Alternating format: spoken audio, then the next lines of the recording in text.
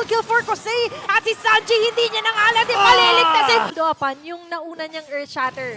Diba? And after that, ang pinakamaganda rin kasi dito for Anydeal, as you mentioned, the final rat. Pero ito na nga lang din yung rat ng RG Philippines pinaparamdam dito kay Daddy JP. Natignan mo naman yung damage ni Kosei. Habang doon sa pinakagilid naman si Sanji at tatanggalin doon ni Nats and Sanford. Pulled out of well, JP will be taken down by Irag with a double kill. Inisa-isa ang mga Cavaliers. Ang sibat ni Kosei.